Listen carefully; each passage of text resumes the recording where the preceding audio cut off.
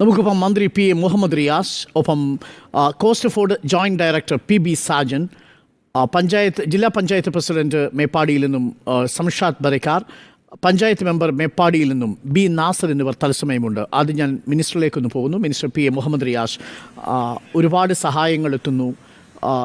ഈ രക്ഷാപ്രവർത്തനം അതിൻ്റെ അവസാന ഘട്ടത്തിലേക്ക് കടക്കുകയാണ് എന്ന് നമുക്കറിയാം. അവസാനത്തെ ആളെയും കണ്ടെത്തുന്നത് രക്ഷാപ്രവർത്തനം നടത്താനാണ് സർക്കാരിൻ്റെ തീരുമാനം. പക്ഷേ അത് ഒരു പരിധി കഴിഞ്ഞാൽ അത് അപ്രായോഗികമാണ്. ഏകദേശം അതിൻ്റെ അവസാന ഘട്ടത്തിലേക്ക് എത്തുകയാണ്. ഇനിയിപ്പോൾ നമ്മൾ പുനരധിവാസത്തെക്കുറിച്ച് വളരെ ഗൗരവമായി സർക്കാർ ചിന്തിക്കുന്നുണ്ട്.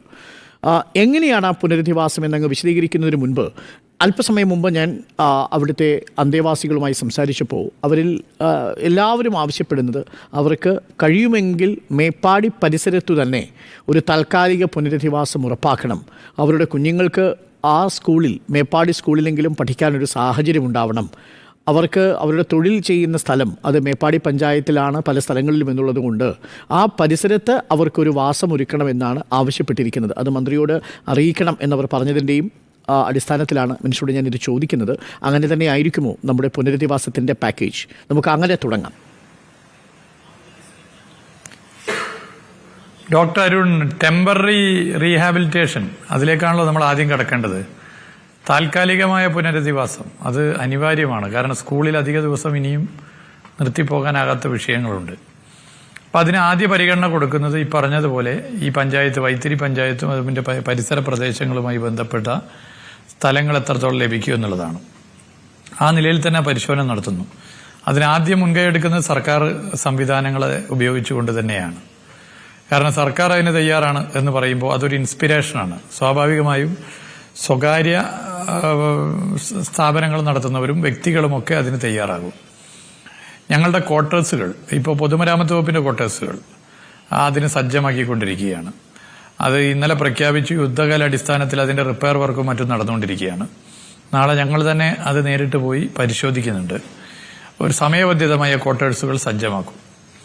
അത് ഒരു വകുപ്പിൻ്റേതല്ല, സാധ്യമാകുന്ന എല്ലാ വകുപ്പുകളുടേതും ആ നിലയിൽ തന്നെ ചെയ്യും. രണ്ടാമത്തെ വാടക വീടുകളാണ്.